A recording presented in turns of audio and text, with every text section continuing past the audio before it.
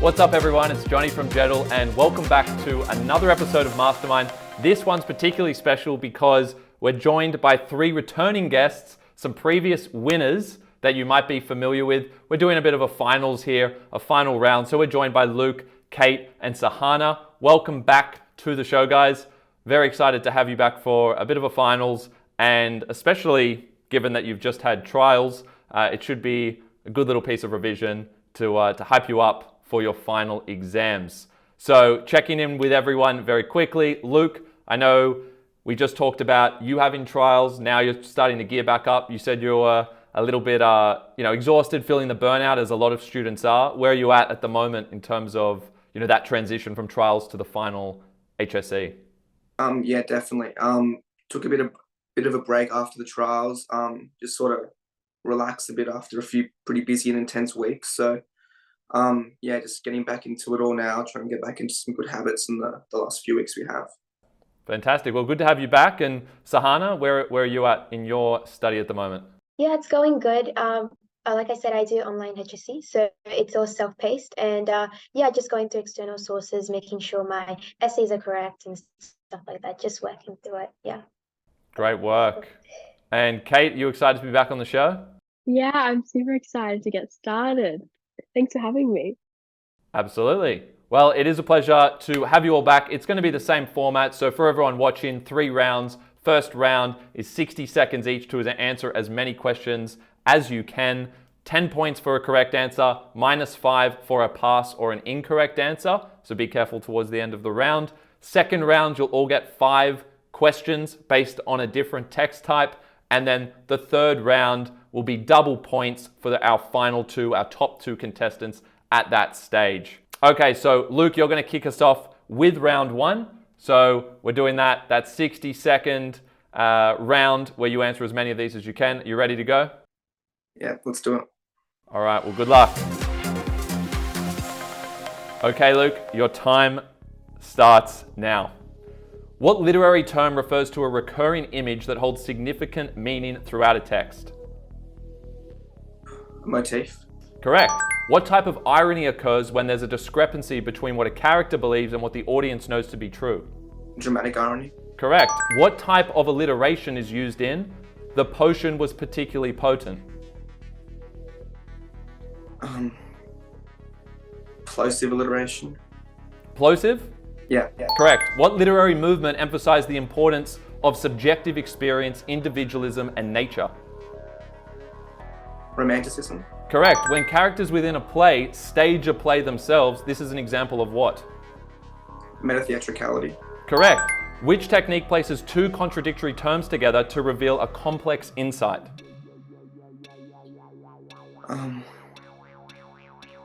Oxymoron. Correct. And that's going to bring us to the end of the minute there. Well done, Luke. That was a great round. Let's have a look at the scoreboard. All right, Luke, fantastic round. That's 6 from 6 of your attempts, plus 60 points. Kate, how are you feeling after seeing that? Ooh, that was pretty good. I guess we'll see. I'm not sure, but I'll try my best. Okay, well, good luck with your round. Let's get into your 60 seconds. All right, Kate, let's get into your first round. Your 60 seconds starts now. Referring to a car as wheels is an example of what technique? I should know this. Synecdoche? Correct. Which term describes the use of exaggerating a character's distinctive traits for a humorous effect? Hyperbole. I know it's not right, but... Caricature. True or false, the term dystopia is used to describe an imagined society that is highly desirable. True. False. False. Yeah. Which literary period is best known for its focus on reason, logic, and rationality?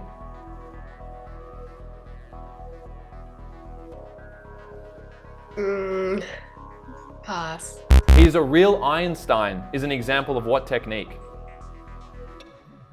He is a real Einstein.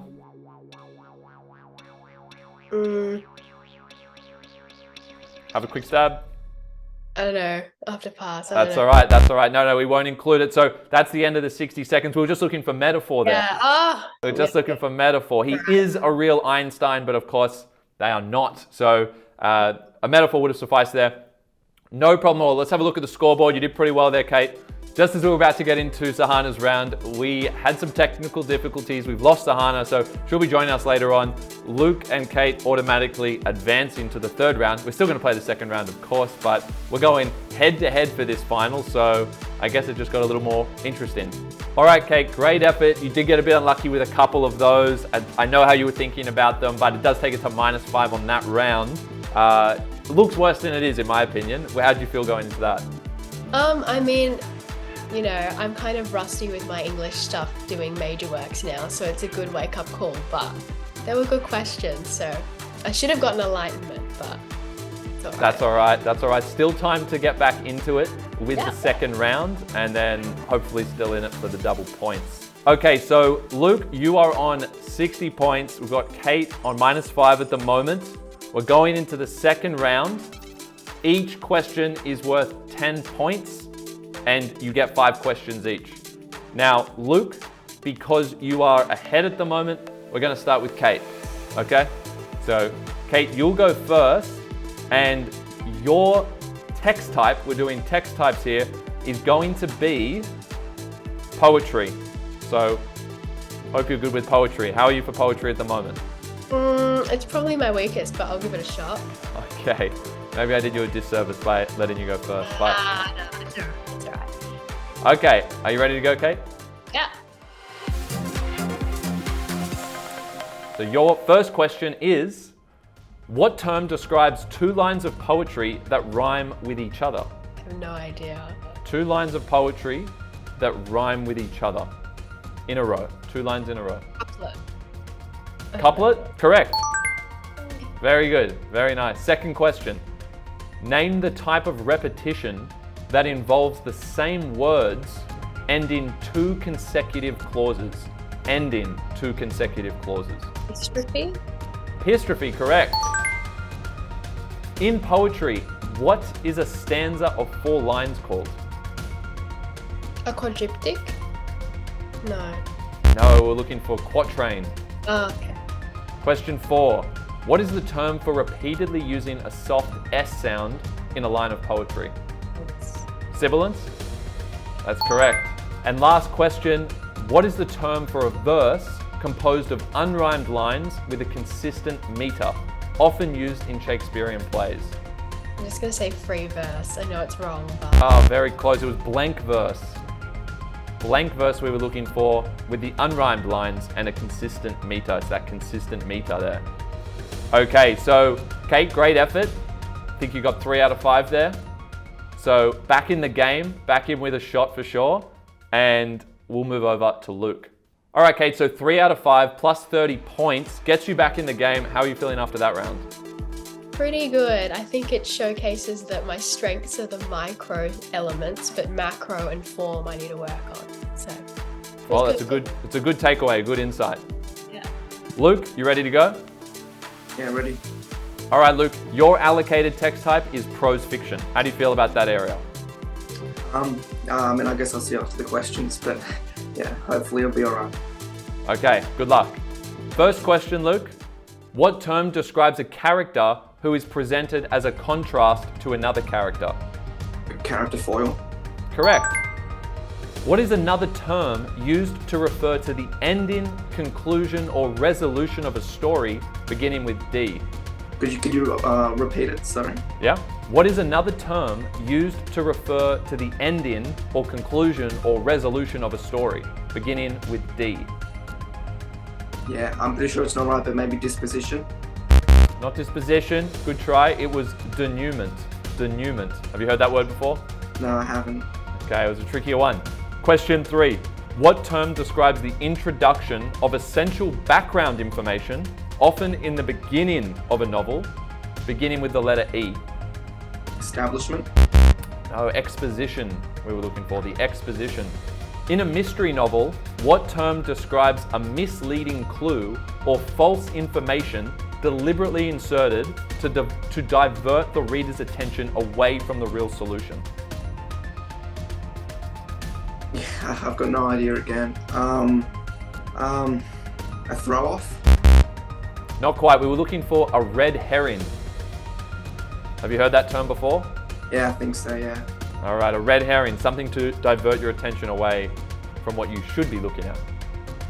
Last question, Luke. What literary term refers to a short descriptive passage that focuses on a specific moment in time to create a vivid and lasting impression on the reader?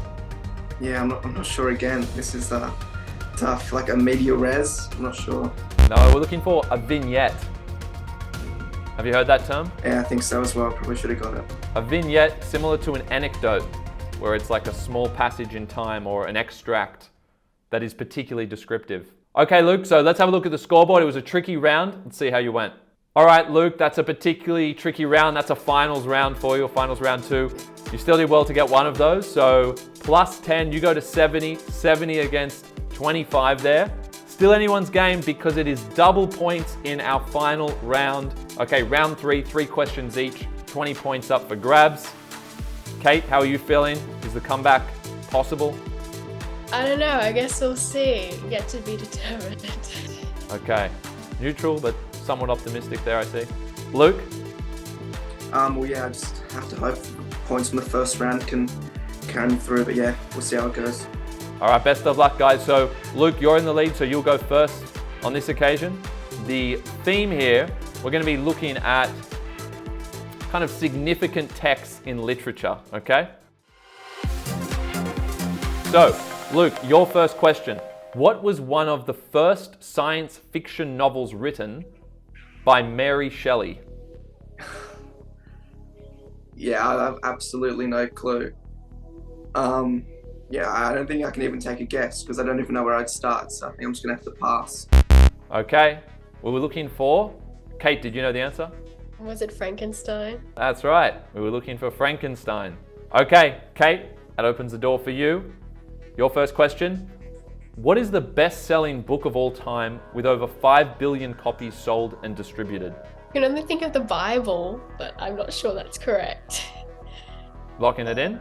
Like a fiction book, or Just best-selling book. I'm just gonna stick with the Bible. That's correct. Very good. Great job. So, climbing your way back up there. Luke, probably feeling a little bit more tense now as Kate gets closer, but we're going to the second questions. These aren't easy by any measure. So, your second question, Luke. Where was the first ever play written? Like ancient Greece? Great guess, or I don't know if it was a guess, but that's a great answer. And Kate, your second question.